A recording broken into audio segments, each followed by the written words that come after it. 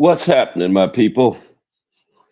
It's Cast Sports again, back for another afternoon with the family.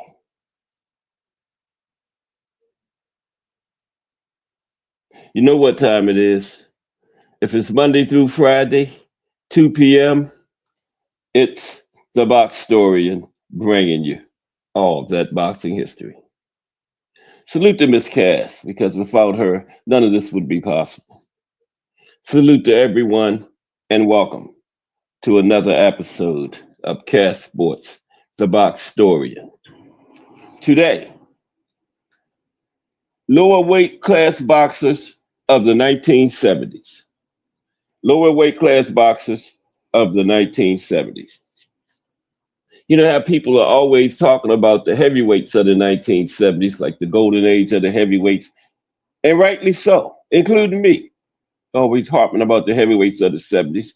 But the 1970s was also a decade of legendary champions in the lower weight classes, the classes below heavyweight. And that's what we're going to focus on today. Fighters from the 70s, some of those great fighters from the 70s that were below heavyweight. We're going to take a look at 10 of them. They are Alexis Arguello, Bobby Chacon, Danny Little Red Lopez, Ken Buchanan, Carlos Palomino, Antonio Cervantes, Kid Pambalay, Vito Fermo, Mike Rossman, Sean O'Grady, and the great Alan Minter, great British fighter. Underrated. When they talk about British fighters, they never talk about Alan, but Alan is definitely one of the greatest British fighters of all time. Former undisputed middleweight champion. I believe he's in the International Boxing Hall of Fame. Yeah, but today, some of the great lower weight class boxers of the 1970s, okay? Since we always, including me, harping about the heavyweights and everything. But how's the family today? We are right back at the beginning of another big week of boxing history. And yeah, we got a special show coming up Friday. This weekend, Sunday, March 8th, is the anniversary of the fight of the century, March 8th, 1971. So Friday, we're going to do a deep dive into that fight. We're going to look at the political situation surrounding it, the racial situation in the United States at that time. Of course, Ali had been stripped, was just coming back. We're going to cover that. We're going to look at the fight round by round. That's what happened in the fight, the aftermath. We're just going to look deep at the fight of the century because this Sunday, coming up March 8th, is the 65th anniversary of that fight, March 8th, 1971. So don't miss Friday. We're going to look at a deep look at the thriller in Manila. Okay? But yeah, right back at the beginning of another big week of boxing history. Okay? And we're going to get started with the fight of the day in a minute.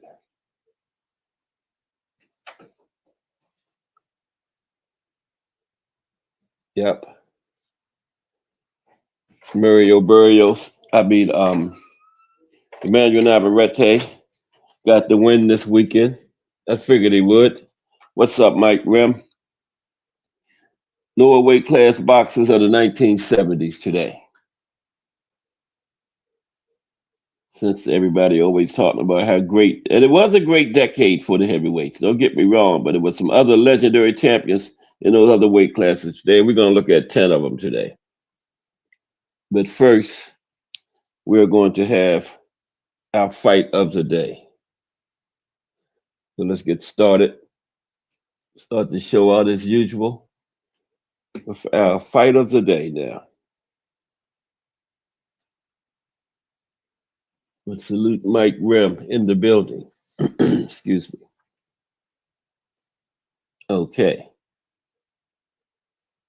Yeah, we're going to take a deep look at the thriller I'm not the thriller in Manila, the fight of the century, Friday. Muhammad Ali, challenger Muhammad Ali versus The reigning undisputed heavyweight champion Joe Frazier. This coming Sunday, March 8th, is the 65th anniversary of the fight of the century. So Friday, we're going to take a deep look at it, everything around it, including the fight. But now, without further ado, today's fight of the day.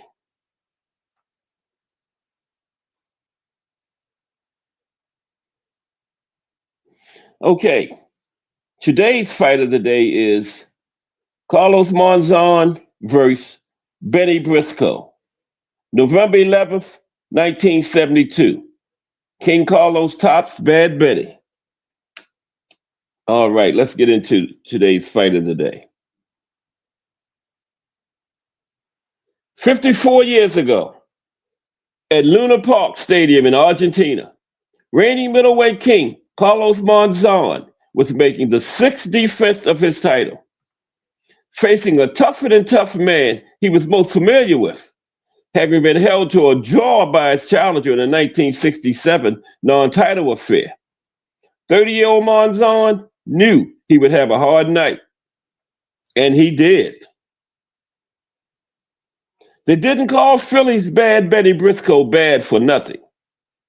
The teak tough, shaven-headed warrior who could hit like a mule to the body had given Monzon all he could handle in May of '67, with plenty of people, Briscoe included, feeling he had done enough over the 12 hard rounds. If you get a draw in Argentina, that's a win in America, Briscoe said. Yes, Benny said, if you get a draw in Argentina, that's a win in America. Mm-hmm. Benny probably had a point there. And Benny was one of the few fighters that King Carlos actually liked.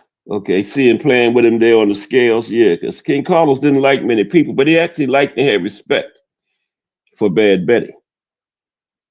Now, over 5 years later, after the 1967 first fight, 29-year-old Briscoe had a second go at Monzon, this time for all the marbles.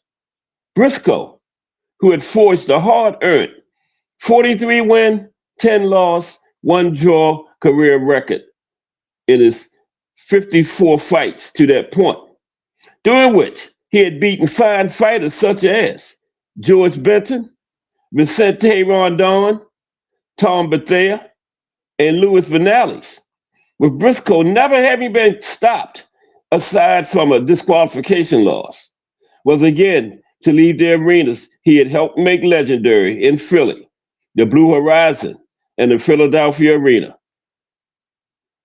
Arriving in Buenos Aires, Argentina for the second time in his life, Bad Benny was getting his first shot at the title. Monzon, a genuine hero to millions in Argentina, had slugged with Briscoe in the first fight. He had been given a fierce battle. This time, affording Briscoe the kind of respect he had for precious few fighters, Escopeta decided he would box, move, use his long reach, and his underrated skills. Monzon was nothing short of brilliant on the night of November 11th, 1972. But Briscoe, relentless in his approach, had his moments, the biggest of these coming in round 9.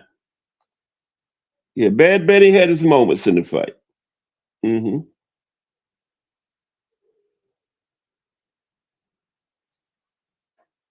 Mike Mazik. Salute, Mike Mazik. How are you today? How was everybody's weekends? Lower weight class boxers of the 70s today. First, the fight of the day is from 1972. Carlos Monzon versus Benny Briscoe. But salute, Mike Mazik. Okay, let's continue. Now,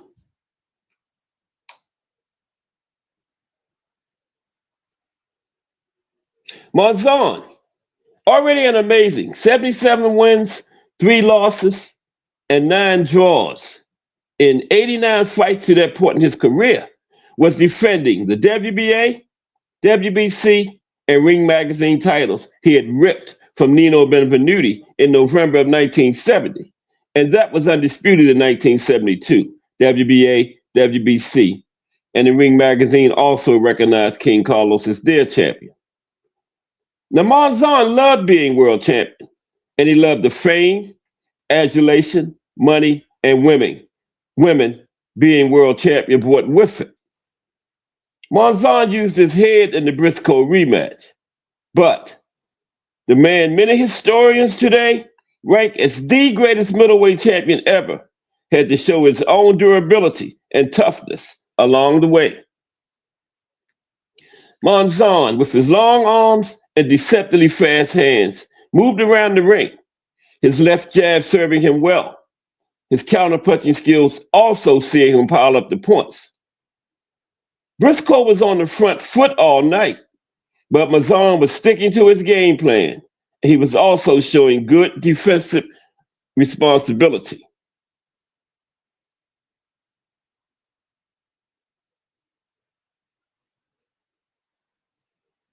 Then, in the ninth round, Briscoe cracked Monzon with perhaps the hardest right hand the Argentine's legendary chin ever had to take.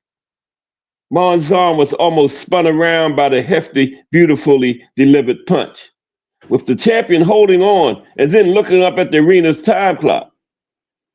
Monzon made it through the round, yet he had been buzzed, and buzzed good. Yeah, Bad Benny got a nice one in on him in the ninth. See him? Drove Monzon all the way up against the ropes. He had been buzzed, and he was buzzed good by that crack. Now, Monzon kept piling up the points, though, banking the rounds. Aside from when another Briscoe right hand got home in the 14th round, King Carlos was in almost total command. It wasn't easy, but Monzon was great enough, special enough, to be able to make it look at times as though it was easy. In the end, it was wide on the scorecards. 150, 139 on one, 149, 139 on the other two.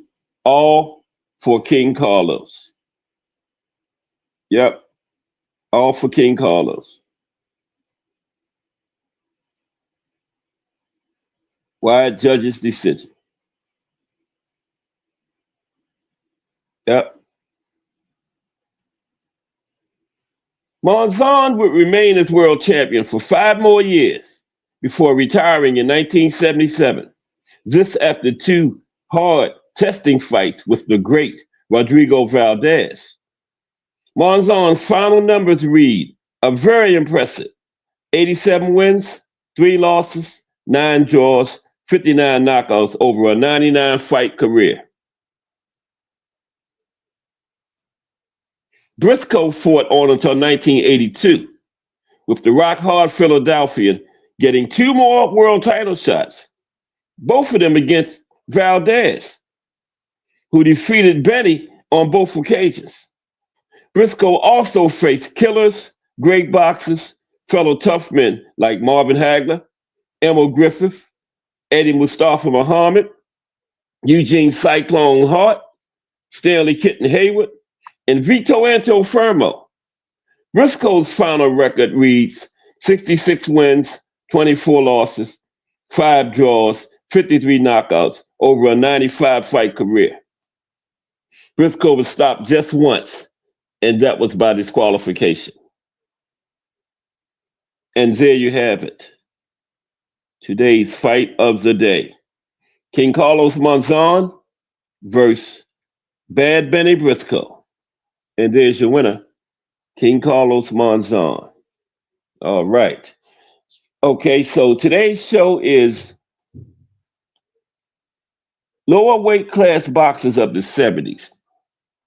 Because the 70s, the heavyweights was the golden age, best decade of the heavyweights, but it wasn't all about the heavyweights in the 70s. There were some great legendary champions in the classes below heavyweight, and we're going to focus on 10 of them today. Okay? 10 of those great fighters that fought in the other weight classes. But first, let's take a look at something. before we get to these fighters. Something else from the 70s. Okay. The year 1972. Well, since we're on the 70s today. 1972. It was quite a year for boxing. And it was. Let's talk about it. Okay, check this out. Now, in 1972, Roberto Duran suffered the first loss of his career, dropping a decision to the great but widely underrated Esteban de Jesus. Duran would not lose another fight in the decade. His next loss came 8 years later in 1980 when he said no mas. And that 8-year winning streak included 2 knockout victories over de Jesus to avenge the only loss of his career to that point. So Roberto Duran was without a doubt the most dominant boxer of the 1970s. Now, I'm not saying he was the best. I know we had Ali, Norton, Frazier, Holmes, Foreman, all of them. I'm not saying Roberto Duran was the best boxer in the 70s, although he arguably was that too. But I'm not saying that. I'm saying he was definitely the most dominant in the 70s. 54 wins, 1 loss. I rest my case. Okay? So then,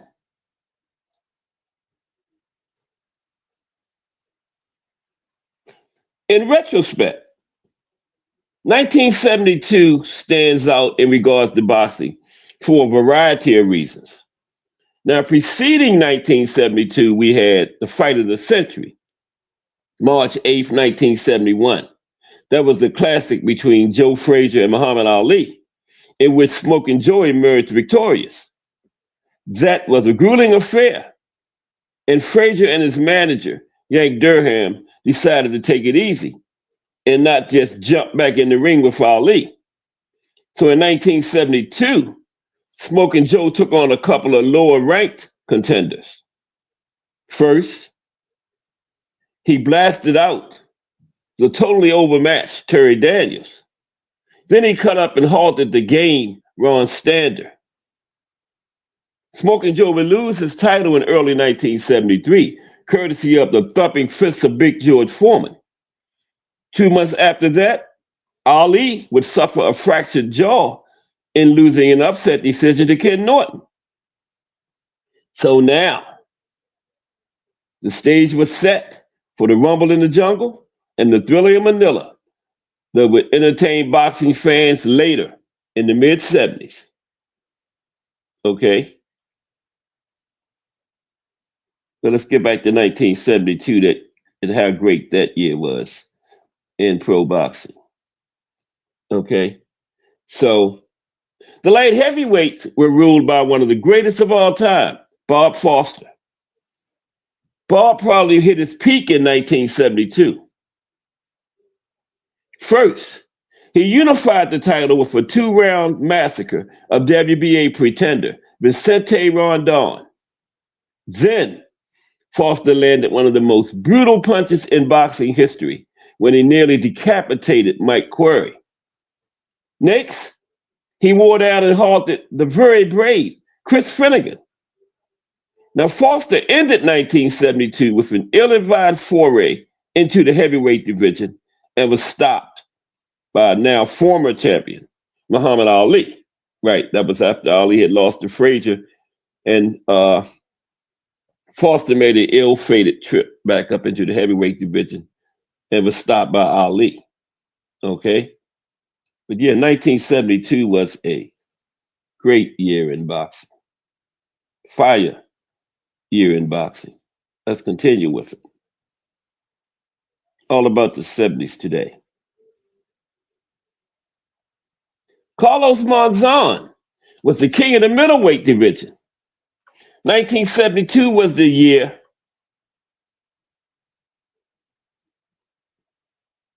that proved his greatness. King Carlos opened the year by stopping veteran contender Denny Moyer. Next, he turned back the challenge of the very formidable Jean-Claude Bautier. Then he pummeled Denmark's Tom Boggs. King Carlos closed the year outscoring the feared Bad Benny Briscoe. And that was the fight of the day that we just had. It was him and Bad Benny on the screen. Quite a year for King Carlos in 1972. Mm-hmm. Yep.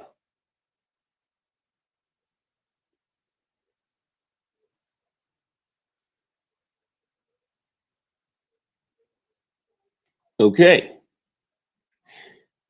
He was one of the greatest welterweights of all time. Jose Napoles was coming off a very big year in 1971 when he regained the title from Billy Backus.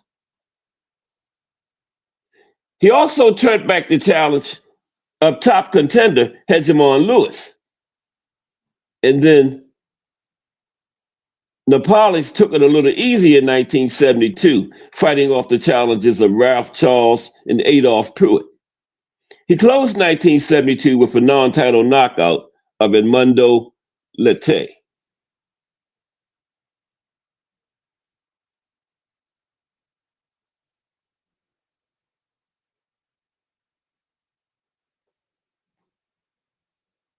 Just Do Boxing in the building. Salute, Just Do. How are you today? We talking about 1970s. People always talking about how good the heavyweights was in the 70s, and they were. But there was some great killers in the other weight classes too, and we're going to talk about 10 of those killers from the lower weight classes today. But salute, Just Do Boxing, coming up at 4 p.m. Balanced, unbiased boxing talk right there. Everybody gets to just do it, Just Do Boxing. It was in 1972 that the great Antonio Cervantes won the junior welterweight title. He had failed to dethrone the slick Nicolino Loesch in 1971. Loesch then lost his title to Alfonso Pepperit Frazier, and Cervantes got a second shot and defeated Frazier. Antonio would go on to have a legendary career. He will always be in the record books. That's Antonio on the left. And you see who he's fighting. He will always be in the record books because when Wilfredo Benitez became the youngest ever champion at 17 years old, Antonio was the man he beat. So as long as Wilfredo's record stands, Antonio will also be in the record book as the loser of that fight. Right? So I don't think he want to be in there for that, but he's in there. Trivia question. Who did Wilfredo Benitez beat to become the youngest ever heavyweight, champion in boxing history? Antonio Cervantes is the answer. Okay. Now, the featherweight division was in a transition period in 72. Okay. The great little southpaw Vicente Saldivar had retired champion in 1967. But he returned in 1969 and reclaimed his title in 1970 by beating Johnny Famachon. He would lose his title in his next fight to Kuniaki Shibata. In 1972, Clemente Sanchez blasted the crown from Shibata's head. Soon after that, Sanchez would lose his title to the great. No, Sanchez lost his title to the Scales. Then Jose Legba also stopped him. And no one was quite sure who the champion was as 1972 ended. Because that division was loaded with killers in featherweight. 1972, Vicente Saldivar, Johnny Famachon, Kuniaki Shibata, Clemente Sanchez, Jose Legba. Nobody knew who the champion was when the year ended. Okay.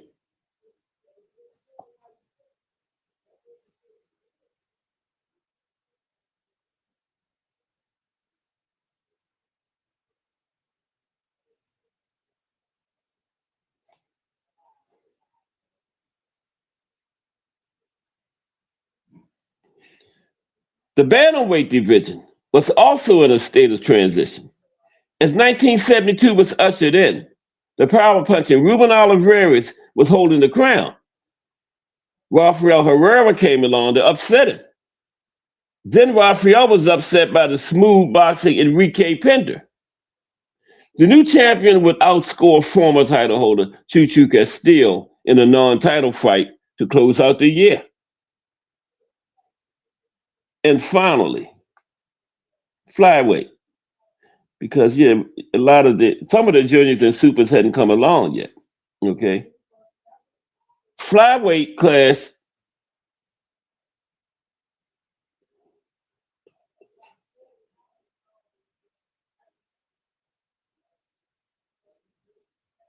Excuse me.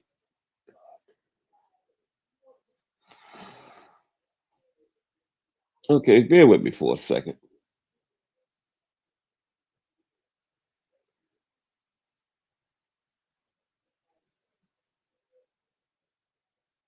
Okay, give me like 1 minute.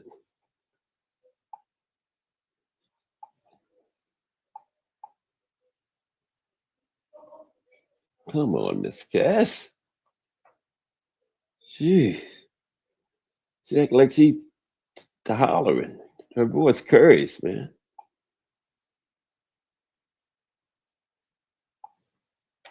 Oh shoot. Let's finish this off, and then we're gonna start talking about these legendary fighters from the lower weight classes in the 1970s. Okay, here we go. Let's finish this up. Okay, finally the flyweight division. Okay, to finish things up.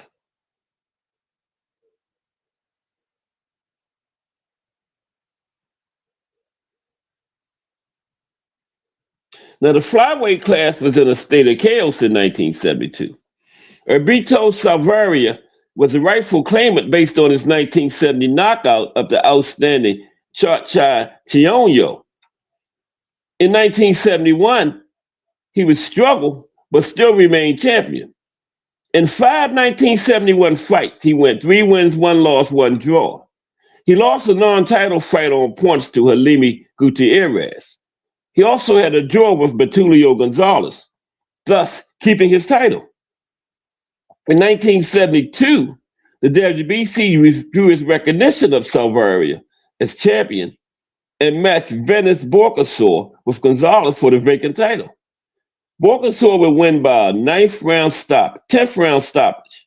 Borkasaur and Zavaria would meet in 1973 to unify the title, with Borkasaur winning a decision. Okay? So,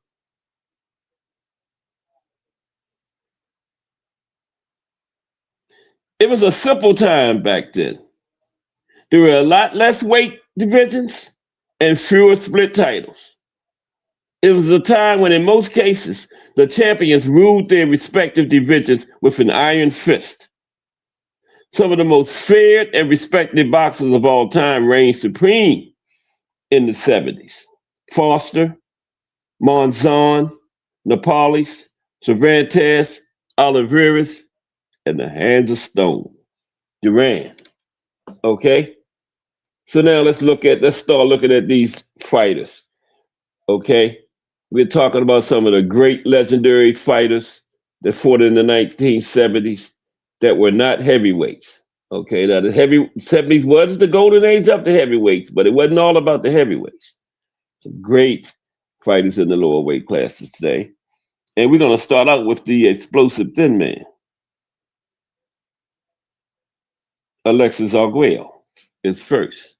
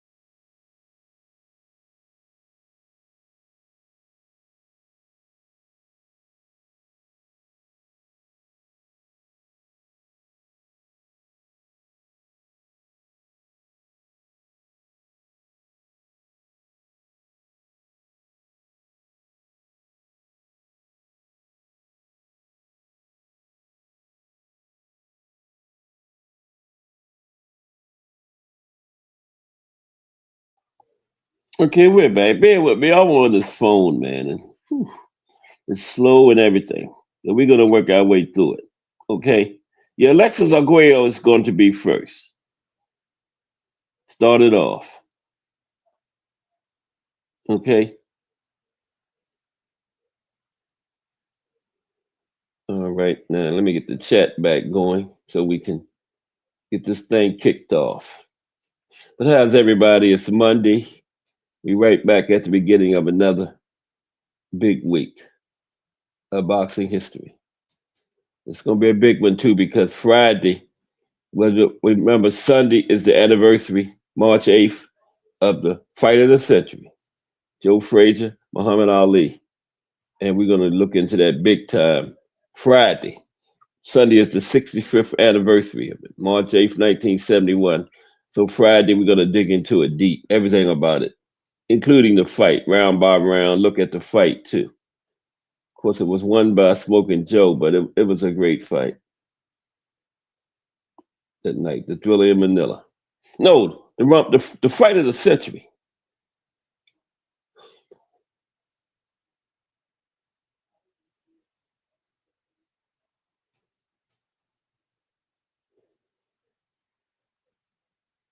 Okay, there we go. We're back.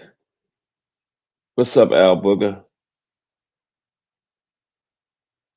Salute. Oh, please, come on. Damn it. There we go. Arnie Boxing in the building. Al Booger in the building. Salute.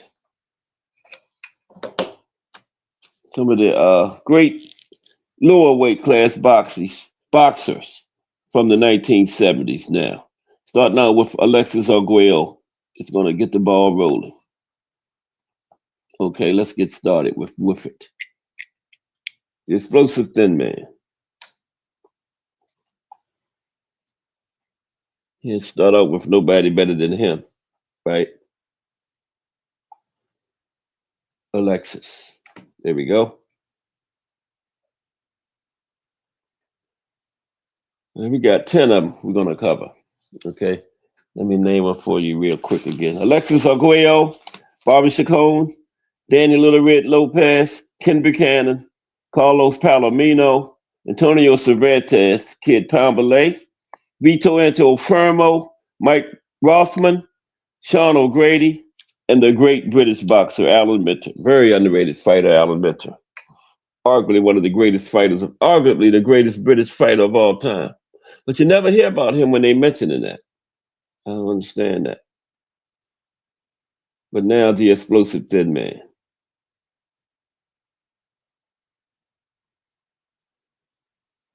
Okay, Alexis Arguello, El Flaco Explosivo, or the explosive thin man.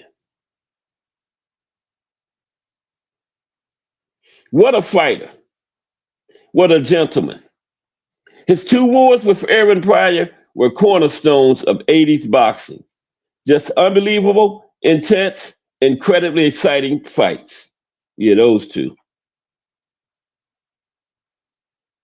The 80s was one of the most exciting decades in boxing history. We had names like Leonard, Duran, Hearns, Hagler, Tyson, Holmes, Sanchez, Gomez, Saad Muhammad, Pryor, all spring to mind. Alexis Arguello was on that level. He was a genuine superstar in boxing's golden decade. To any fight fan of that era with intellectual delusions, Alexis Arguello was the figure we wanted to be. He was pure class, both inside and outside the ring. He was intelligent and articulate. His boxing style was almost European, with his upright stance, high defense, and steady jab. Not for him, the barbing, rock'em sock'em style favored by the South Americans and Mexicans that were his contemporaries. He was like a chess player in the ring. Alexis's style was almost dull in comparison. Almost.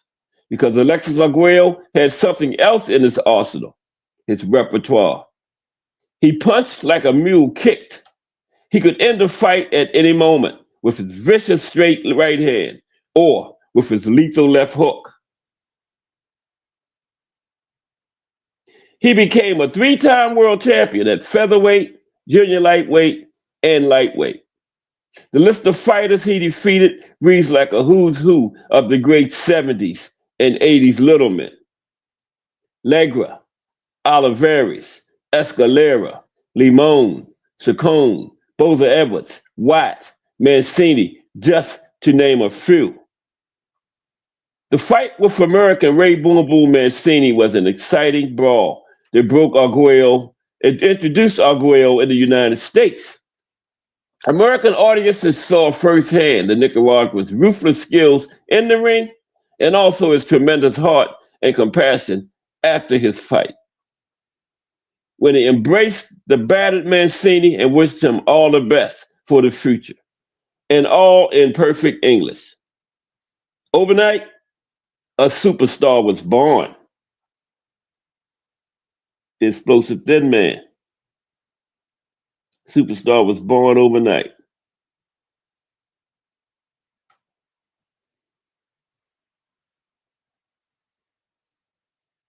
Ironically, he will be always best remembered for a defeat. His first fight with WBA junior welterweight champion Aaron Pryor in 1982 was a huge event. Arguello was on course for a record-breaking fourth title in four separate weight classes. The fight was the biggest in the history of the junior welterweight division at that time. The pair split a purse of over $3 million, a division record at that time.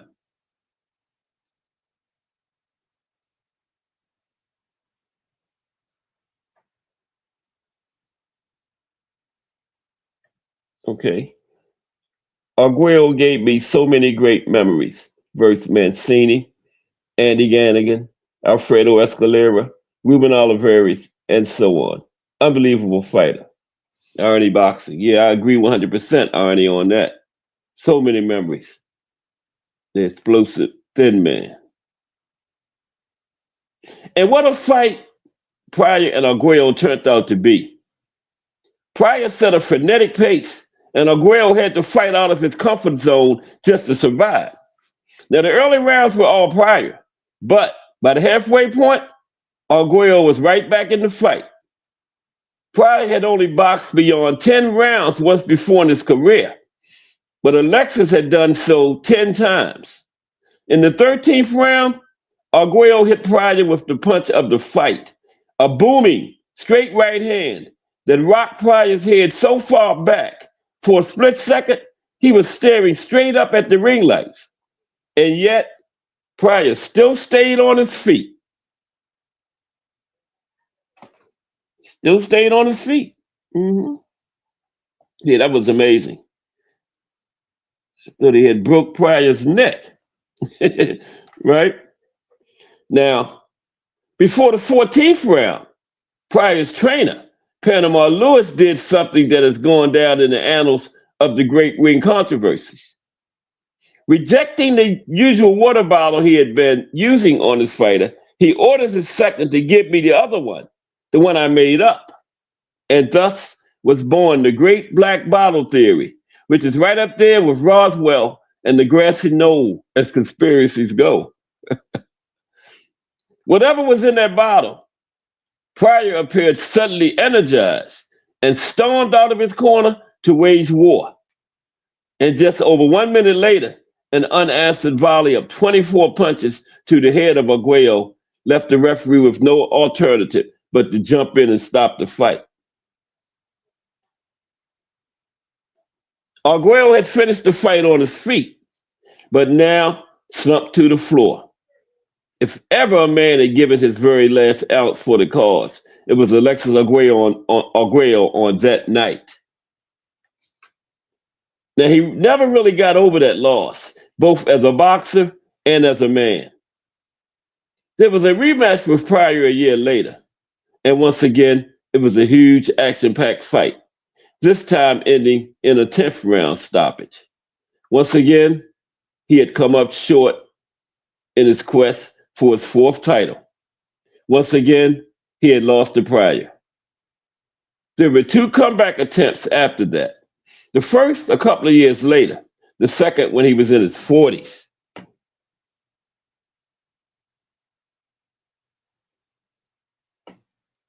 Yes, it is, Al Booger.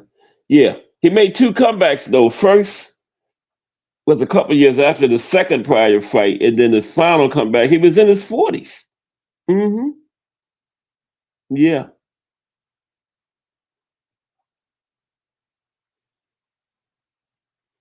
When he turned his back on boxing, he had compiled an 82 win, 8 loss record with 65 knockouts. He had held 3 world titles and probably should have held 4. To fight fans of the 70s and 80s, Arguello was the epitome of class. He was solid, respectable, above reproach. When he first quit boxing in the mid 80s, he left Miami and returned to his native Nicaragua. Arguello took up arms and fought for the United States-backed Contras against the Sandinistas. Later, he switched sides and joined the Sandinistas. Disillusioned with retirement, he appears to have sought solace in booze, cocaine, and women.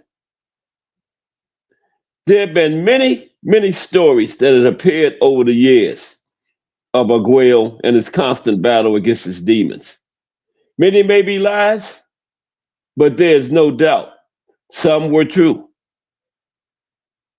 What always made it so hard to read was knowing what a classy human being Arguello had been, and deep inside still was. He always appears to have battled depression for many years. As long ago as 1985, he told a Sports Illustrated reporter that he had contemplated suicide. And in the same interview, he described how his father had been an alcoholic who had attempted suicide. Mm-hmm. His father. Yeah, and he thought about it. Sad ending to his life. As great of a, not just boxer, great as a man Arguello was, right? Amazingly, he turned his life around. He regained his self-respect and then the respect of others. So much so that eventually he was elected mayor of his nation's capital, Managua. Mm-hmm. Became mayor. For a man who was on the skids just a few years earlier before becoming mayor, this should have been all the vindication he would need to see out the rest of his days. But no, the demons that had haunted him for almost all of his life hadn't really left him at all. They were merely sleeping, and he ended up taking his life. Alexis Arguello, 1952, 2009. Rest in peace, champ. Yes, he was, already bar none. Okay, so that's Alexis. We're looking at some of these great fighters because, including myself, always harping about the great heavyweights of the 70s, but it wasn't just about the heavyweights. It was some other great fighters in that decade, too. We're looking at them today. The next one is going to be Bobby Chacon. Yep. Schoolboy Bobby Chacon, that is.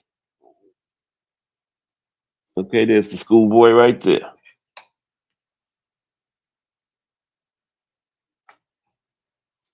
Y'all heard of not Arnie, I forgot the guy's name, man. He got a show on YouTube. Damn. Skywalker Boxio. That's his uncle. Yeah. Bobby Chacon is Skywalker's mother's brother. Yep. Sure is. Mm-hmm. But let's take a look at Bobby now. That was what they called him, schoolboy. Schoolboy Bobby Chacon. He was a tough man.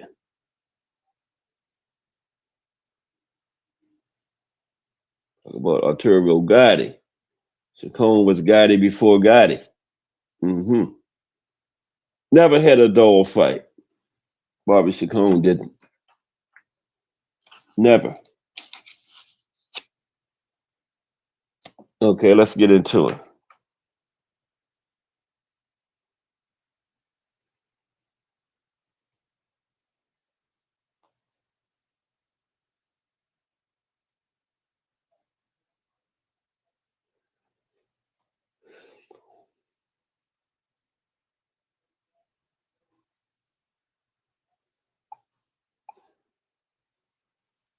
Schoolboy Bobby Chacon in one moment.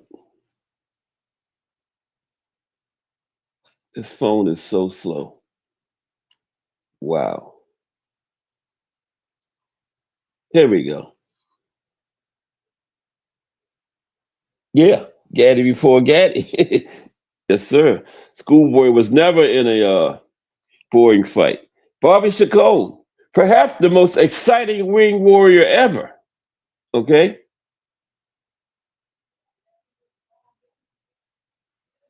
Now, if he had lived as he so fully deserved to in the early old age, like fellow greats, Roberto Duran, Sugar Ray Leonard, George Foreman, Larry Holmes, Bobby Chacon would soon be turning 70.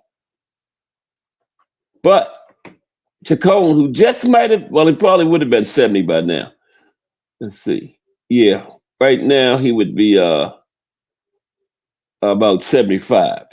Okay, but he died earlier. He died before that. He died early. But anyway, let's get back into it. But Chacon, who just might have been the most thoroughly exciting, laid all on the line action fighter of them all, sadly, fell to demons, dementia, passing away at the relatively young age of 64 in 2016. So, yes, he would be 74 now. That was 10 years ago. 64 in 2016, right. Now, Chacon paid the price for his all action approach, for seemingly without a care in the world, for his own well being outlook. But how the fans of the day were more than willing to pay the price of admission for a Bobby Chacon fight. Today, we rightly celebrate the late Arturo Gatti as the ultimate ring warrior. Yet, if Gatti was blood and guts, Chacon was blood, guts, and yet more guts. Never has a man left it all in the ring over an unrelenting series of fights, years, slugfest, the way the former featherweight and super featherweight champion did it. Never has anybody left it in the ring the way the schoolboy did, bar none. Okay?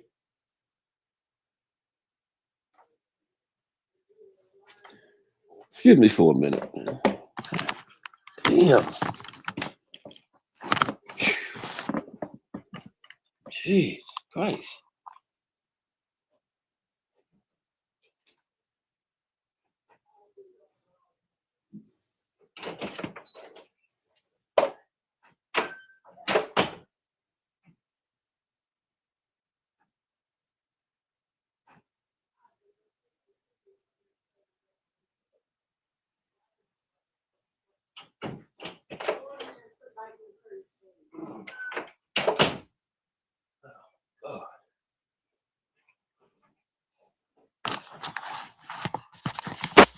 Okay, sorry. I'm back. Get a little bit loud out there. Okay, let's continue with the schoolboy now. Yeah, left his heart and soul in there, Arnie. Okay, let's continue with the schoolboy, Bobby Chacon. Now, Bobby had a hard life, both in and out of the ring. Facing the elite featherweights, Chacon, nicknamed Schoolboy, due to his youthful appearance and the fact that he did attend university for a while, soon found out he was a born fighter. With a heart to die for or to kill for, and with a truly gutsy warrior mentality, Bobby went pro in January of 1972, and he was soon a major fan attraction. At just 22 years old, Bobby was 19 and 0 with a win over Chuco Castillo to his name when he was matched with the great Ruben Olivares. Now, Olivares knew too much for Chacon, getting a ninth round retirement win, but Bobby hadn't even got going yet. Chacon roared back and he defeated Danny Little Red Lopez, by stoppage. And then in September 1974, Barbie stopped Alfredo Marcano to win the WBC featherweight title. A huge attraction in California, Barbie had many admirers at that point. His reign was short, with Barbie being stopped by Oliveira in a rematch. This in his second title defense. This time, Oliveira got a quick win in just a couple of rounds. But then, on December 7th, 1975, Barbie met for the first time the man who would become his most famous rival, Rafael Bazooka Limon. Now, Limon won a decision over Chacon in the first of 4 savage fights between the two. After losing to Bazooka in Mexico, Barbie set his sights on becoming a two-weight world champion. During this time, in a third fight, Barbie was finally able to beat Oliveira, this by decision, in a non-title fight in August of 1977. A rematch with Limon for the North American Boxing Federation 130-pound strap ended as a technical decision, as Limon suffered a bad cut. These two rivals had 2 super fights left ahead of them to come, still to come. 4 times.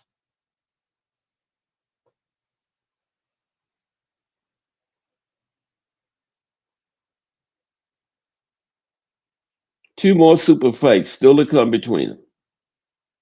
Barbie and Bazooka Limon.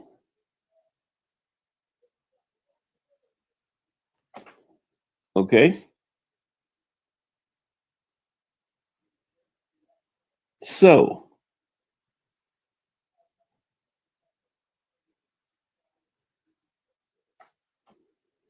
a failed challenge of the great Alexis Arguello, where a bloody Chacon was stopped in 7 rounds, was followed by a third war with Limon.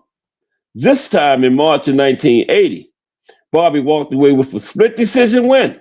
Then, after a punishing loss to the big and strong Cornelius Botha Edwards, Barbie enjoyed a great spell where he won 7 fights in a row. But during this time, Barbie's wife, who had urged her husband to retire, so tough was it for her to see him take the punches he so often, even willingly, was taking. His wife, Valerie, could stand it no more. Valerie Chacon took her own life by shooting herself. Barbie was devastated, yet he used the inner rage and grief to fight even harder. Barbie went at it even harder. The fourth and final battle between Barbie and Limon, which was waged in December 1982, produced one of the greatest, most astonishingly violent, brutal, and thrilling fights of all time. Haven't seen that one, you gotta watch that. 4 o'clock, Barbie Chacon and Bazooka Limon 4, December 1982. That's brutal. You seen that one, Arnie? That was just brutal. So Barbie took immense amounts of punishment from the rock-fisted Limon in that fight. And the war was deservedly given Fight of the Year distinction from Ring Magazine, with some saying the 15-round epic war was the fight of the decade. But Barbie was now the WBC super featherweight champion. Yeah, Barbie came out of that one with the win. And now he was the super featherweight champion, right? 130. Okay? And then Barbie avenged his loss to Botha Edwards, getting a unanimous decision in May of 1983. This one, yet another almost unbelievable shootout. Barbie had been stripped. Now check this out.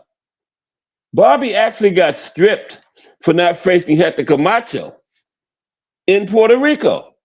Now, Barbie was the champion, but they stripped him for not going to Puerto Rico to fight Camacho, where Camacho was from. I never did understand that. I remember when that happened. Barbie said, I'm the champion. I'll fight him anywhere else in a neutral location. But they stripped him for not fighting this fighter in his home country. That was crazy. But that's what happened. He got stripped, okay, for not facing Hector Camacho. But none of his fans cared too much. Bobby had again pushed himself to the extreme, in so doing, giving his sport another blistering classic. This was the last great fight for Bobby in the ring. Yep, that was the one against the fourth one against Limon. This was his last great fight in the ring. Okay? Bobby, like so many before him, as well as after him, fought on for far too long. Beaten up by Ray Mancini in a lightweight title challenge, Bobby was a faded warrior, yet he could not quit. Finally, in 1988, after having split so much blood and having left so much of himself in the ring, Bobby retired finally with a 59 win, 7 loss, 1 draw record, 47 knockouts. Sadly, his money disappearing as rapidly as his health and his memories. Bobby cut a tragic figure in his final years. He should have retired right after that Limon fight, because that was his last good fight. The rest of them was just beat downs and just, taking a lot of punishment and stuff. Fought way too long. He fought like 6 more years after the Edwards fight. Limon fourth fight, which should have been his last. Imagine that, 6 years too long. That's him and Boza Edwards right there. And he was a tragic figure in his final years. Forgotten by the very fans that once loved him so much. The 2001 version of Bobby is captured in the powerful and moving short film, End of the Line. Bobby, with badly slurred speech, unsteady gait, and failing memory, retained his sense of humor and his upbeat attitude as best he could, but he was rapidly heading to a frightening place.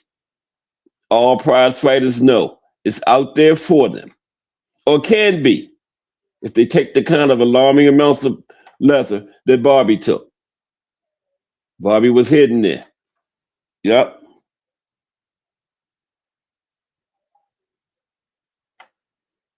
And it's out there. And Bobby took a whole bunch of leather. Bobby was always a humble guy, even if he perhaps had more of a right than others to act like a jerk. And he has a special place in the hearts of these fans that do remember and appreciate his guts and bravery. He died broke, but Bobby Chacon had earned a unique place in boxing history. There really may never have been a more exciting ring warrior than Bobby Schoolboy Chacon. All right, Bobby Chacon. Now let's take a look at Little Red. Danny Little Red Lopez is next. I'm taking a look at some fighters from the 70s that didn't fight at heavyweight. Because me and a whole lot of people always harping about the heavyweights. But yeah, there were some other great fighters in the lower weight classes in that decade too. Many of them. Like this one, next one we're going to talk about, Little Red. Danny Little Red Lopez. Great fighter. Take a look at Danny.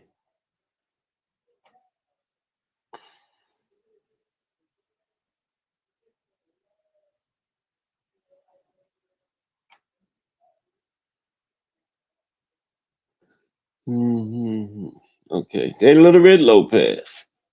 He finally got into the Hall of Fame, but it took him a while. I didn't think they was going to let Little Red in there for a minute there. Now, Little Red went 42-6 during his career with 39 knockouts. Knockout percentage of 92.8%, which is highly impressive given the level of his opponents.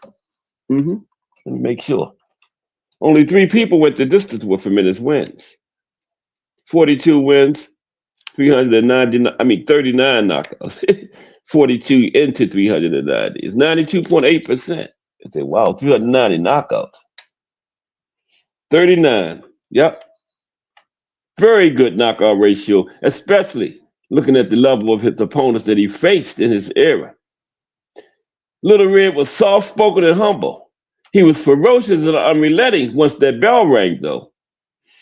In an era in which fights were regularly seen free on non cable TV, Danny was one of the greatest of the television fighters, and his name guaranteed big ratings. Danny Lopez was a high volume puncher who worked hard to set up his knockout blows. His fights often turned into melodramas in which he overcame knockdowns, severe punishment, and adversity to score sudden and spectacular knockouts. In this regard, he was like Matthew Saad Muhammad, and then later called the Cat Thompson. Yeah, Little Red. Yeah, the cat was something else. Remember we talked about the cat? The cat like had a comeback in every fight he was ever in.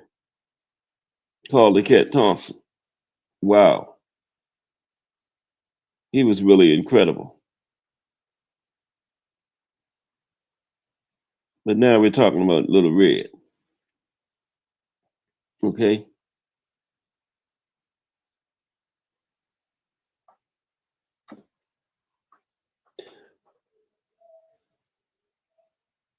He would get off the canvas and roar back. Turning predator, he would hunt down and take out his opponent in savage fashion. He was heavy handed, and if he connected flush, it usually spelled big trouble for his opponents. Little Red won his first 21 fights by stoppage in his career. His 1972 win over undefeated Arturo Pinata was typically violent and short. The fight filled the Olympic Auditorium in Los Angeles, California, and featured 3 rounds of excitement and violence before Lopez won by knockout in the 4th round to tally a dramatic win. A 1973 brawl against Japan's Kenji Endo showcased his excellent recuperative powers. Danny was decked and hurt by a hard right hand in the opening round. He rallied from this near disaster to floor Endo just before the bell to end the same round. In the 2nd round, he scored 3 more knockdowns to notch another thrilling win marked by rapidly changing fortunes. Japan's Genzo Kurosawa became the first man to take him the distance in early 1974. That first man to go the distance with Little Red, 1974. Yep.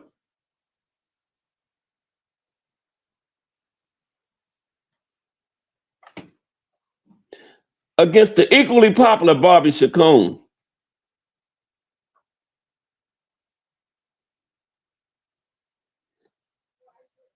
he would lose his first fight. The dangerous and more talented Chacon, always tough inside, prevailed on this night. Danny was just 21 years old and had yet to reach maturity. He needed to come in at a heavier weight. He needed to be stronger. He improved and became a world champion just 2 years later. And Little Red got his title just 2 years after that. Yeah.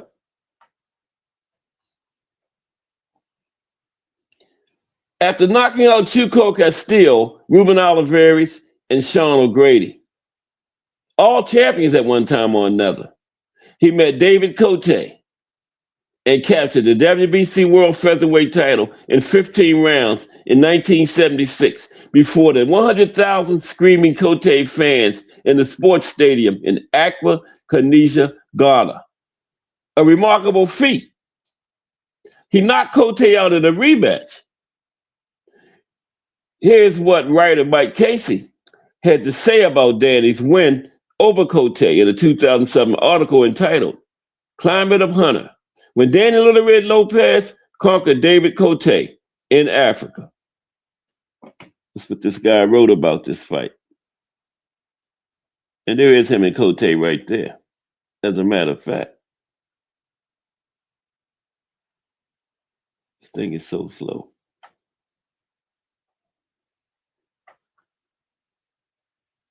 There they are, him and Kote. This is what the guy wrote about it, Kote. It was past midnight at the Aqua Sports Stadium in Ghana, yet the temperature was still well into the 80s. A pulsating record crowd of more than 100,000 screaming fans only served to stoke the shimmering furnace.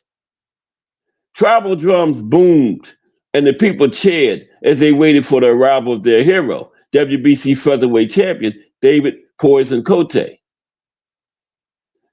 But Lopez was one of those exceptional men who could win wherever the plane set him down. Kote launched the final flurry in the 15th, one last hurrah as his crown slipped from his head. It spoke volumes for his fortitude that he was still willing to trade punches with a man who specialized in toe-to-toe warfare.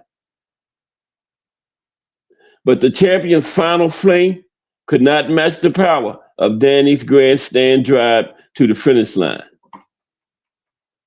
There were moments in those last minutes of battle when Kote looked set to crumple in the face of the Lopez offense. But the plucky champion survived to hit a final bell. The decision for Lopez was unanimous, and the stunned thousands in the Aqua Sports Stadium were downcast over the sad fall of their hero. But Africa is a warrior nation, and the new chieftain was saluted accordingly. He went over there to Africa in Daddy's territory and took his title from him. Sign of a true champion. Didn't matter where the plane set Danny Little Red Lopez down at, he was going to perform. Danny Lopez made work on Fridays go by faster, knowing you would see him fight on television on Saturday. Danny went on to make a successful title defense, make 8 successful title defenses as one of the most popular fighters of the 70s. In 1979, he fought in a Ring Magazine Fight of the Year against Mike Ayala, winning by a dramatic 15th round knockout. Then, following thrilling back-to-back stoppage losses to the great Salvador Sanchez, he retired in 1980.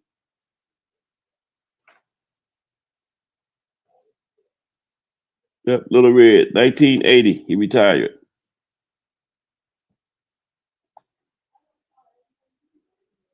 Oh my goodness. As Lee Groves states in a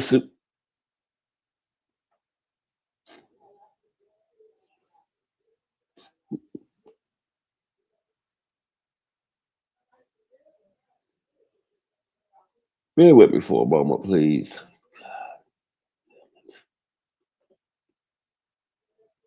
Danny's legacy with aficionados is secure. He's a member of the World Boxing Hall of Fame and was inducted into the California Boxing Hall of Fame in 2005. And he finally got into the International Boxing Hall of Fame. Danny Little Red Lopez. Okay. Our next fighter is going to be Ken Buchanan. Talking about some great fighters of the 1970s. Ken Buchanan is next. Let's take a look at Ken. But give me like 2 minutes.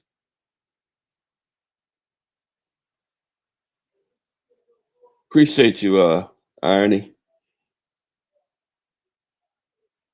I got to take care of something. Take me 2 minutes.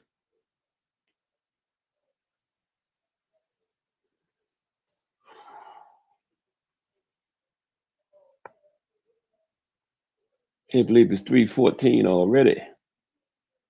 Wow. Oh, Lord, Miss Cass is out there yelling. She on the phone. I don't know why she's yelling. Is that? It's crazy, but I don't know.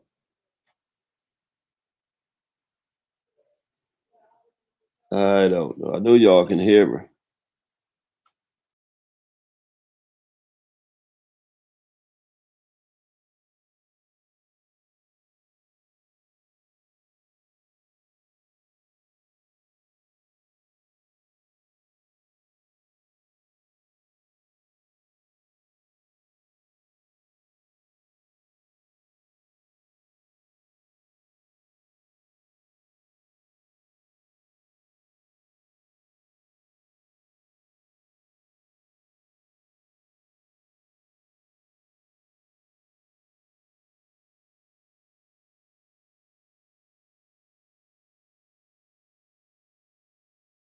something because that piece of junk was just messing up terrible. But we're back. And Ken Buchanan is next. Oh, y'all can hear it. It's crazy, man.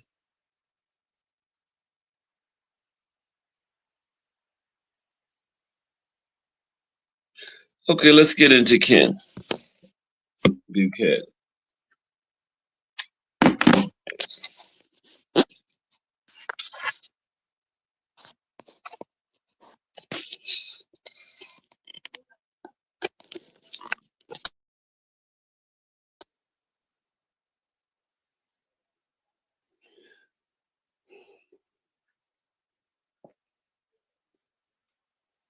Okay, am I coming through okay?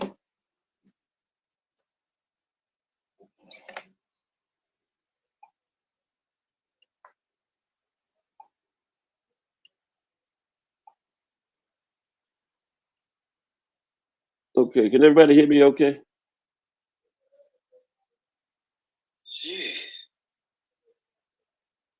Yeah. I guess so.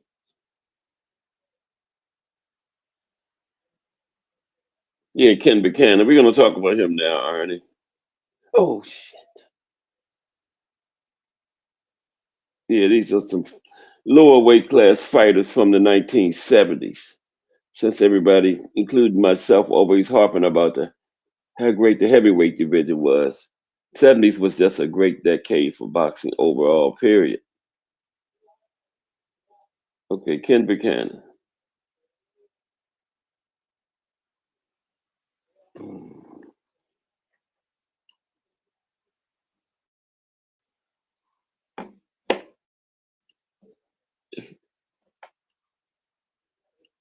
Rightful claimant based on his 1970 knockout of the outstanding Cha Chionyo. In 1971, he was struggled, but still remained champion. In 1971 fights, he went 3 wins, 1 loss, 1 draw. Wow. Okay. Can everybody hear me though? Ken Buchanan was king of the guard. Yeah, Ken was called king of the guard. Ken Buchanan. Okay, appreciate you, Arnie. We're gonna get some link time in a few minutes. We're not gonna get all of these people in, but hey, we're gonna get to like 3:30.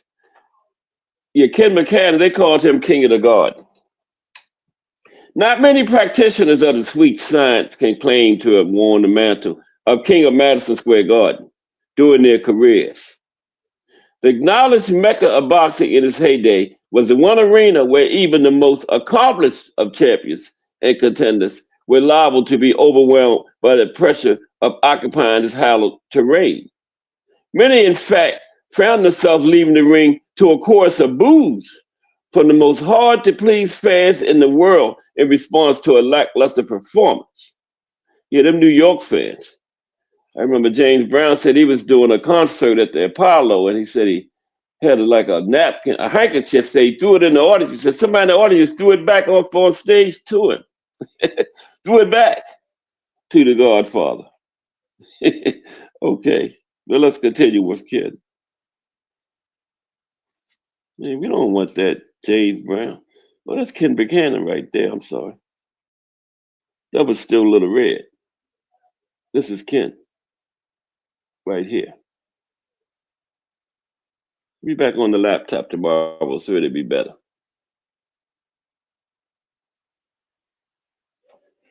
Okay. Yeah, they called him the king of the garden. And there's the garden, the garden.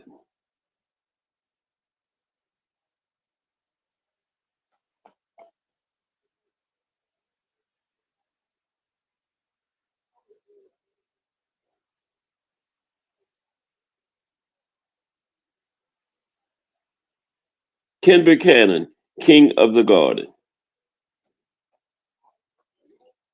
It would not be a stretch to claim that Madison Square Garden, or the garden as it's more affectionately known, has become a synonymous with the sport of boxing in the over 100 years and 4 different locations in which it has hosted some of the most epic fights in the history of the fight game. Fights involving the likes of John L. Sullivan, Rocky Marciano, Sugar Ray Robinson, Jake LaMotta, Muhammad Ali, Jerry Quarry, Smoking Joe Frazier, The Hands of Stone, Roberto Duran, Sugar Ray Leonard, and the list goes on and on and on. But out of all the legends who've garnered a place in the Garden's illustrious history, perhaps one deserves a special mention and tribute to a career during which he topped the build there not once, not twice, but a remarkable 5 times. Making this achievement all the more remarkable is that the man in question hailed from the unlikely boxing origins of a housing scheme on the outskirts of Edinburgh, Scotland, right? King of the Garden was from Scotland. This man's name is, of course, Ken Buchanan, King of the Garden from Scotland. Imagine that. But he was. Hit 5 cards at the Garden. Okay? 5 of them. During the early 1970s, the Scottish lightweight brought to the ring the elegance of a ballerina and the heart of a pit bull. A piston jab as accurate as a precision-guided missile was complemented by the contortions of an escape artist in the way he could frustrate even the most skilled attempts to lay a glove on it. It was a combination that saw him win the world title from Panama, Ismael Laguna, over 15 brutal rounds, fought in the murderous heat of an outdoor arena in San Juan, Puerto Rico, in front of a hostile crowd in 1970. In a display of guts and tenacity that even today still ranks as one of the most outstanding in the history of the ring, Ken Buchanan duly announced his arrival on the world stage with that win over Laguna. His first title, 2, for Ken, the King of the Garden.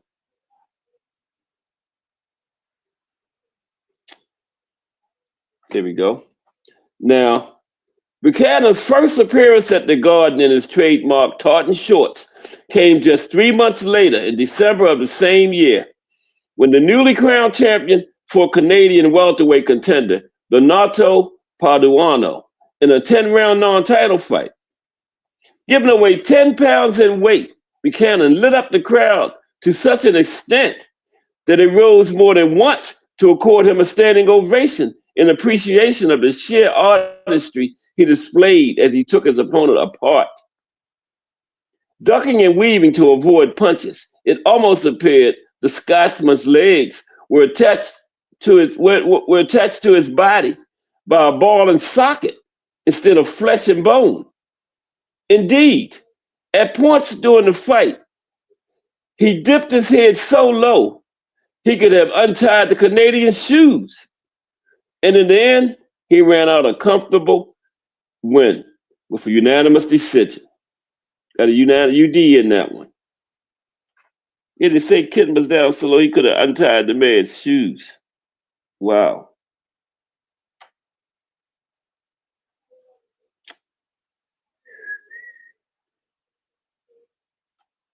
Change. There we go. His next fight at the Garden came almost exactly a year after wresting the title from Laguna, when the two met for a wildly anticipated rematch. Buchanan had already defended his title twice in the interim, and so by the time he stepped into the ring to meet Laguna again, he had established himself as the undisputed champion. It was a fight that took on the same pattern as the first fight, with the Scotsman keeping his jab in the Panamanian's face for 15 rounds to win yet another unanimous decision in front of a full house at the Garden. Another Panamanian in the shape of a young Roberto Duran was Buchanan's next challenger. Duran may have only been emerging as the legend he was to become later, but already he possessed a reputation for destroying his opponents with a relentless come-forward style, while throwing bombs. hmm Relentless come forward style while throwing bombs.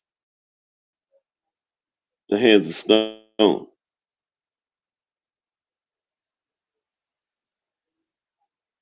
Okay, yeah, there they are. That was quite a fight too. Very controversial. Now, the fight which took place that night is one that none watching would ever forget, and it remains to this day one of the most controversial that Madison Square Garden has ever played host to.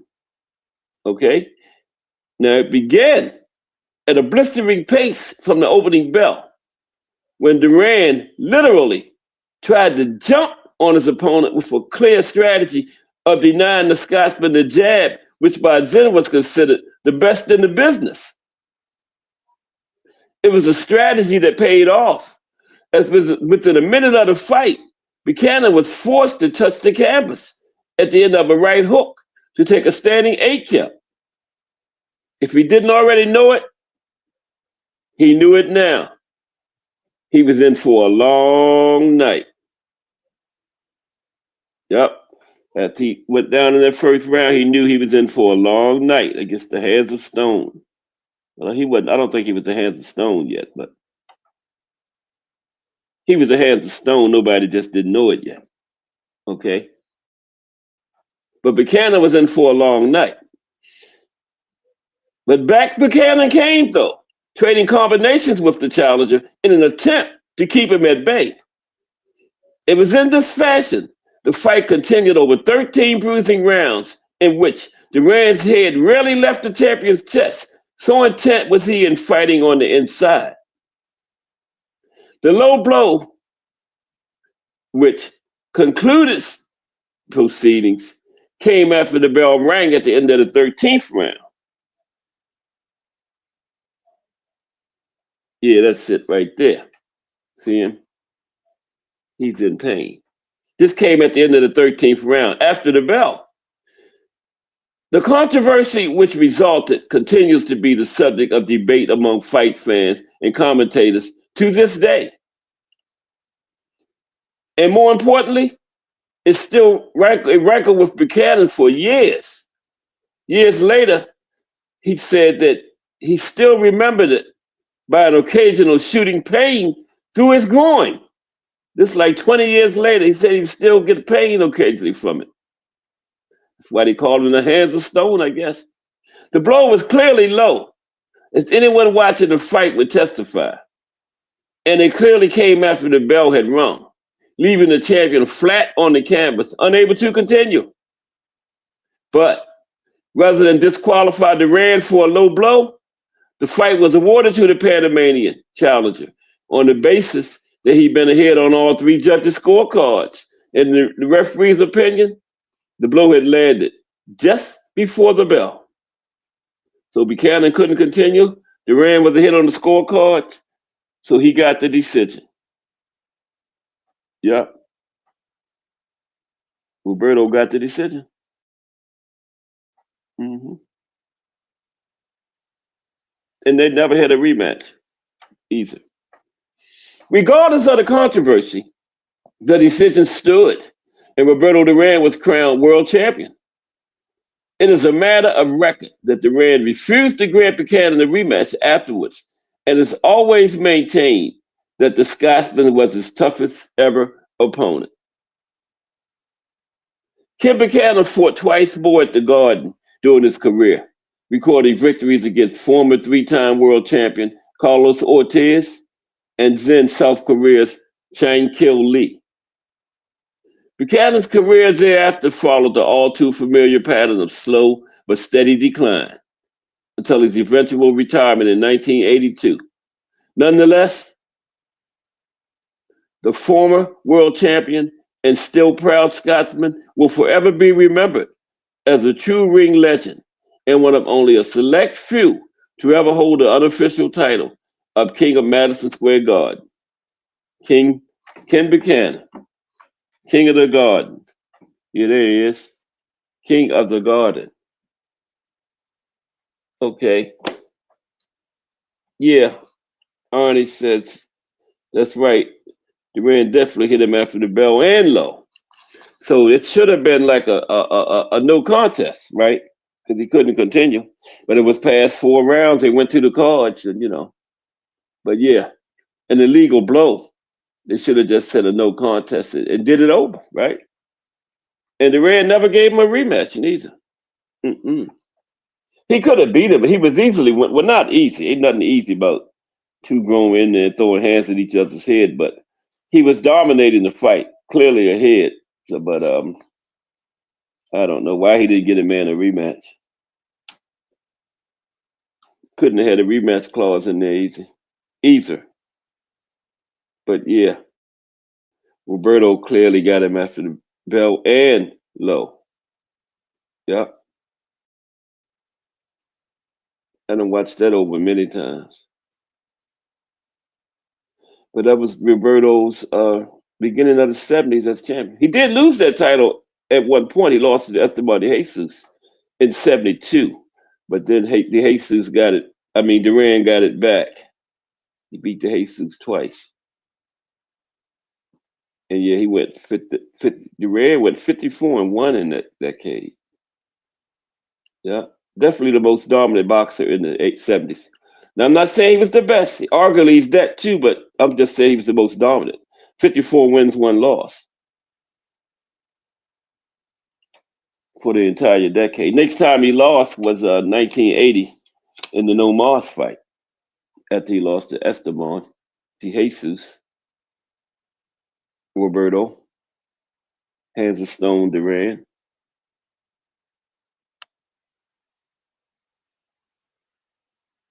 Yeah, he had an amazing run in the 70s, though, man. That was incredible. I lived through that. Man, you say, who's fighting Saturday? Roberto Duran. Imagine that. Mm. Amazing. Well, they fought on Tuesdays. Roberto Duran and Sugar Ray Leonard 2 was on a Tuesday in New Orleans. Yep, that was on a Tuesday night. I remember back then they used to put on the front of the sports page big fights that we had the tail of the tape. Boxing was big back then. Hmm. All sports pages all around the country would have that tail of the tape on the front page of the sports section. That was a huge fight. And I remember it was on a Tuesday night. Yep.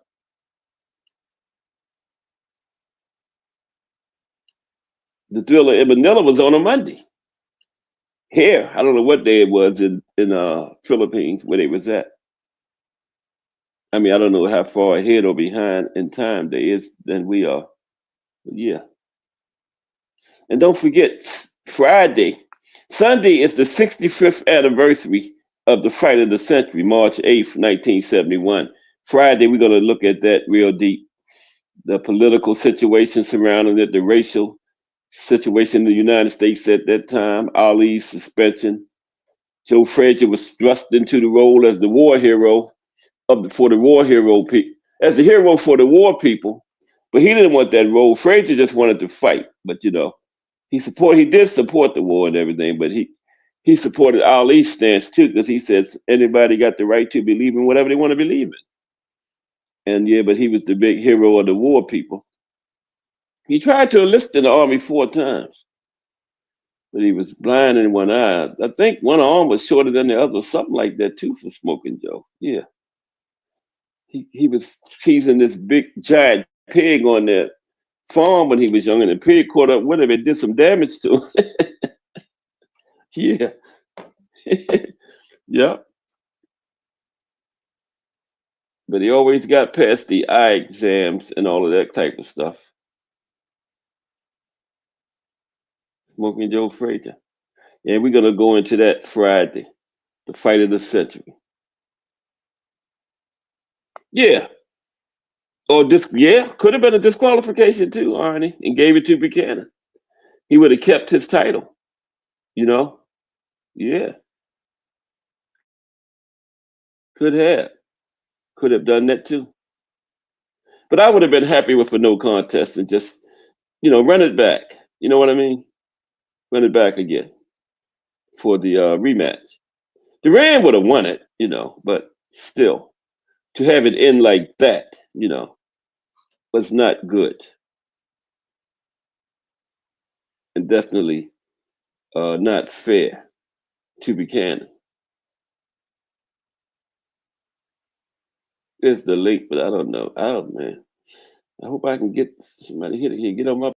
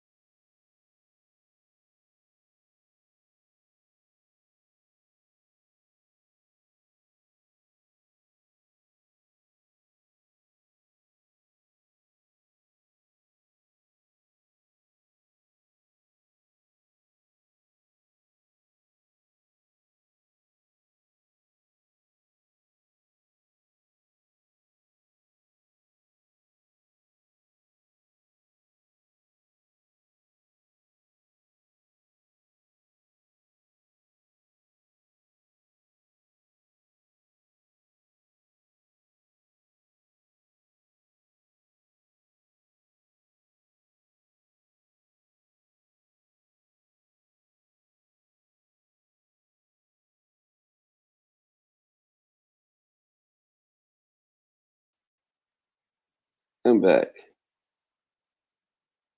Okay, the next person was who's the next person? After Ken Buchanan, we had Carlos Palomino. Carlos Palomino was next. Okay,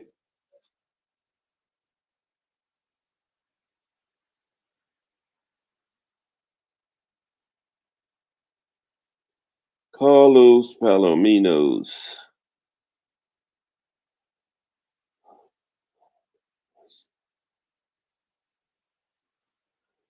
Man,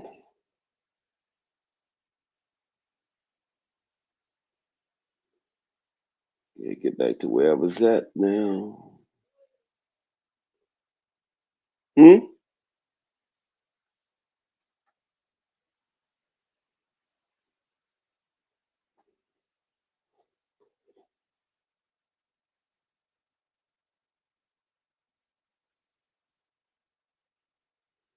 Okay, here we go. Carlos Palomino is next. Is the next person we're going to take a look at.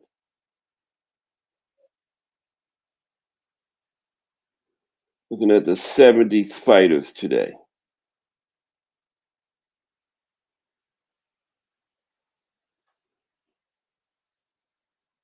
Yeah, there's Carlos in his fight against Wilfred Benitez. I think.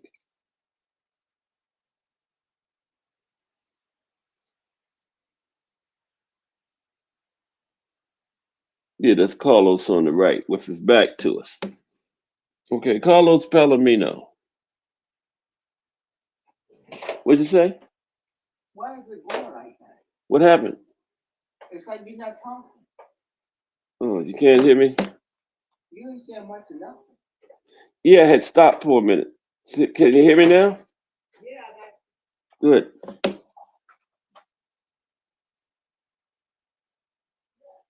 Okay, thank you. Okay, we're back. Carlos Palomino.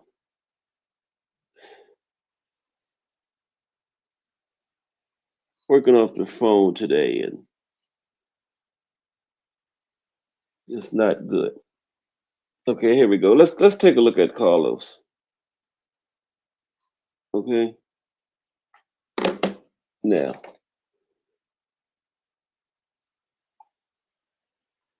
I'll take that out because I'll be back on my laptop tomorrow and we'll be better. Looking at some of the great fighters of the 1970s, other than heavyweights.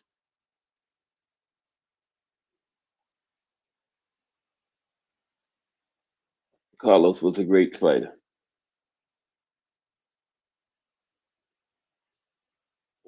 Put them all Benitez, Duran. They mixed it up back then. Everybody didn't fight a top level fighter every time out, but on a regular basis, they were in there with top level. Nobody fights top level every time. Like Andre Ward said, that's bad for your health. Except that your name is Oscar De La Hoya. He fought 4 top 10 fighters in 1 year. But they called him Carlos Palomino King Carlos too, just like they did Monzon. And they made a movie about Carlos Palomino. Okay, and he did some acting work himself after hanging up the gloves. As a matter of fact, and he's he'll be 77 years old this year. Carlos will. Yet he sure looks, sounds, and comes across as a much younger man. He is one of the greatest living fighters, and he is in great shape. The Mexican who was born into poverty has successfully navigated all the dangerous pitfalls the ring can throw at any fighter.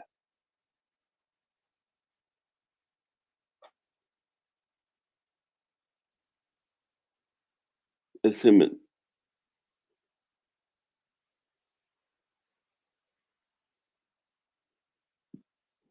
There's still him and Benitez there. And though Palomino lost the 2 biggest fights of his career, these being fights with Roberto Duran, which was he lost a 10-round decision, and Wilfred Benitez, he lost a 15-round split decision. Palomino called it a robbery. The man born in Sonora, Mexico, he won some big ones too.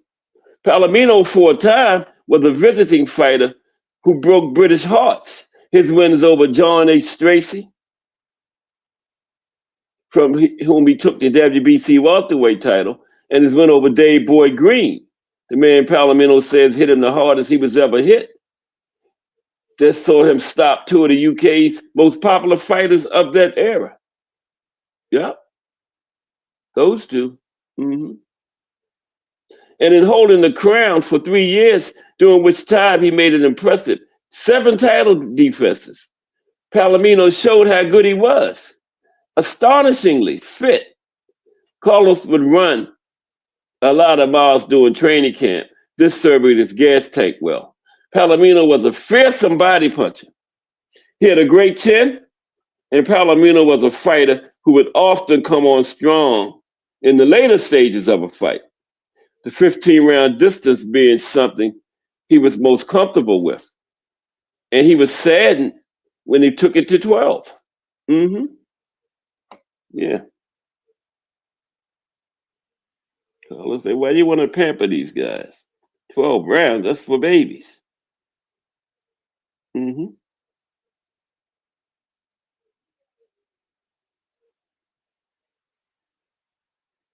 It's him and Roberto Duran. Those are the 2 biggest fights. Roberto and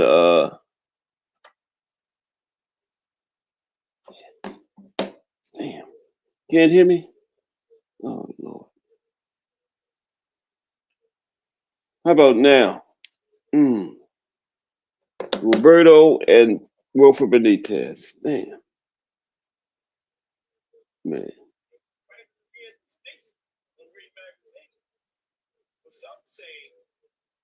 Can you hear me now, Arnie? Yeah, that's why I took the link out, because I'm on the phone and it's just not good. We'll be back to normal tomorrow. This phone is way behind too.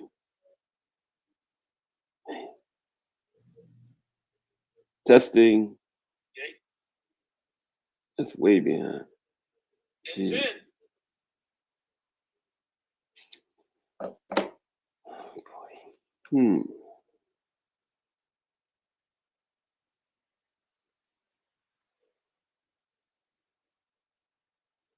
You hear me now? For today. Okay, well, we only got like 15 minutes left, so. But Carlos was never stopped in his career. Okay, never stopped. And he faced both a peak Roberto Duran. The Duran Palomino fought in June of 1979 in a non-title fight. Just might have been the best version of Duran the world ever saw. That was that was right before he fought Carlos in the fight right before Sugar Ray, I believe. Yeah, thank you, Artie. Carlos was like his tune-up for Sugar Ray. Mm-hmm. Leonard. And that might have been the best Roberto Duran there was when Carlos fought him. He lost a 10-round decision to him. Okay. And a peak Benitez. And Carlos lost his title to Wilfred. And Carlos was lost his 15-round split decision to Benitez. Okay. And he lost to Benitez just 5 months before fighting Duran.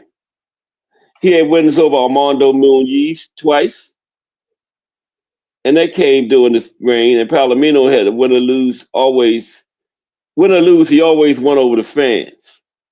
Yeah, very popular with the fans. Carlos was. Yep,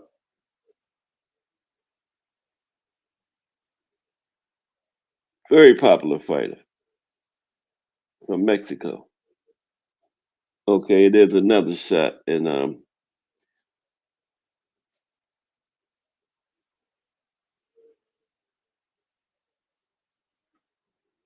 get. mm, mm. No, that's not Manny Pacquiao. That's Carlos. That's not Manny. That's Carlos Palomino.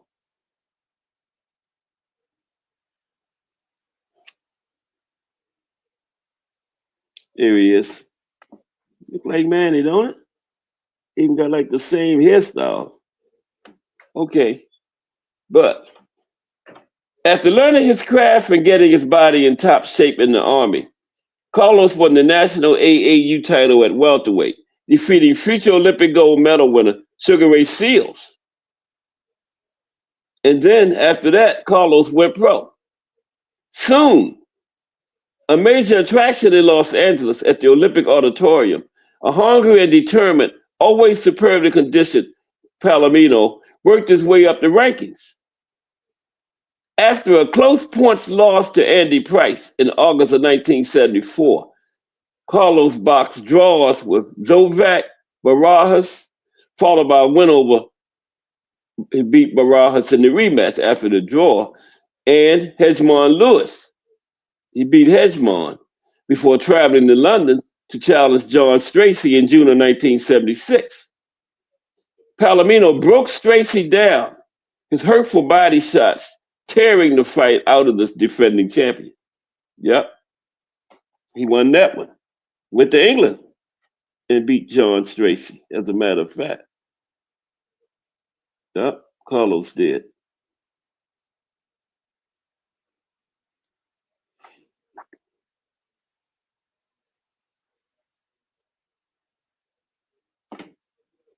I think that's Stracey getting a good shot at on Carlos there. Now, the British fans loved Palomino, this despite him taking down their hero. Carlos had a way of winning over a crowd. This due to his endurable to watch fighting style and his sheer class and humble persona. Palomino stopped Muniz late while he survived a wobble against Davy Boy Green before stopping him late also. This fight's proven to be another great visit to London. Finally, after a second win over the teak tough Muniz, this time a decision win, Palomino was dethroned by Benitez in Puerto Rico. Yep, that was when the fight with Wilfred, and that's when he lost his title to Wilfred. Yep.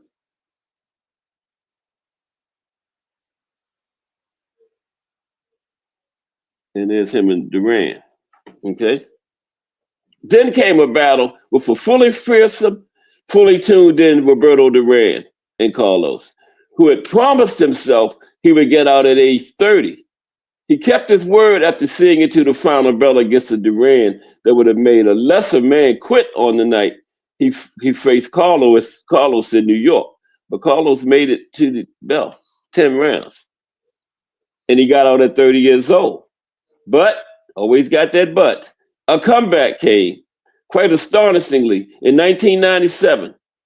Carlos, now aged 48, yet looking much younger, managed 4 good wins over decent fighters before he dropped the decision against Wilfredo Rivera in May of 1998. Carlos exited for good this time with 31 wins, 4 losses, 3 draws, and 19 knockouts over a 38 fight career. In retirement, both retirements from the ring, Carlos starred in a memorable beer commercial, and he also popped up in TV shows such as Taxi and Star Trek Voyager. Yep. Carlos was inducted into the International Boxing Hall of Fame in the summer of 2004. Yep, he's in the hall. Deservedly so, too. Yes, he belongs in there. Carlos Palomino does. And there's a shot of Carlos now. Well, there it is. It didn't come up. This thing is so slow, man. There it is. There's a shot of Carlos now. I believe he's 70. What did I say? 76 now? Yeah. And then got a picture of himself in his younger days when he was fighting in the background. I guess that's like his trophy room in his home, you know. Yeah. All of us great champions got trophy rooms. Yeah, but that's Carlos' trophy room. Seriously. Yeah, that's him. That's him now. Okay. A great fighter and a great person about whom nobody in the sport has a bad word to say. Carlos Palomino ranks right up there with all the Mexican warriors we so revere. Carlos Palomino. Yep. Yeah, that's gonna be the last one because it's let's get I got a little 5-minute one here we can get in. Alan Minter. Okay. Alan Minter will be it. Yeah.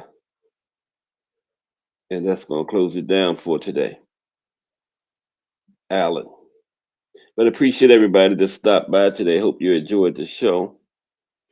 Alan is very underrated British fighter. He was undisputed middleweight champion. Only reason he lost it because he had to fight Hagler. You know, wasn't nobody beating Hagler around that time. You know? So yeah, very underrated. You know, when you hear him talking about the greatest British fighters of all time, you never hear him mention Alan Minter, but he was a great fighter, man. He should be in the conversation when you're talking about the best British fighters.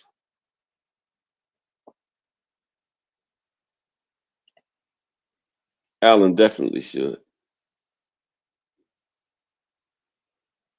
But we're going to take a quick look at him right now. Let me see if I can find Alan on here.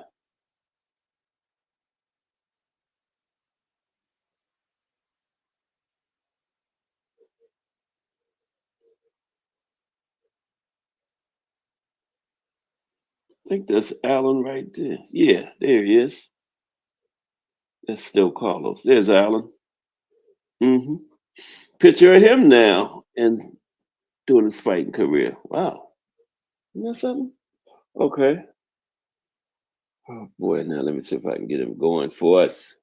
Oh man. We're running out of time. Alan was the last one and he was short. Here we go. Alan Minter. Yeah, this is very short. Now, was the boxer Alan Minter any good? Alan Minter was a very, very good, bordering on great British middleweight who won the undisputed title. If his skin didn't cut so easily, he might have been Hall of Fame great. Yeah, he cut very easy. As it is, Allen is one of only 29 undisputed middleweight champions in boxing history. A little over 30 now. This is a little old. Yeah.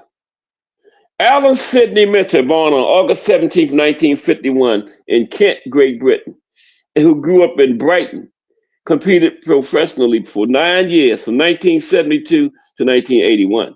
He retired right after he lost to Hagler. Okay. Yeah, right after Marvin went over there and took his title. He got out of there. Another shot at Allen. His amateur career. Allen's amateur career. Minter was quite a gifted amateur boxer and won the 1971 Amateur Boxing Association of England middleweight championship. He was then selected to represent Great Britain in the 1972 Olympic Games, and he won a bronze medal at the 1972 Munich, Germany Olympic Games in the light middleweight classification, losing a hotly disputed decision in the semifinal to ultimate gold medal winner Dieter Katsches of West Germany. The decision was 3-2 and enraged many viewers who thought Allen did enough to win it. He finished his amateur career with a record of 125 wins, 20 losses, 145 amateur fights. Right after the Olympics, he turned pro. Right after the Olympics, Allen turned pro. He found considerable success despite a tendency towards cutting, a weakness he shared with British great Henry Cooper.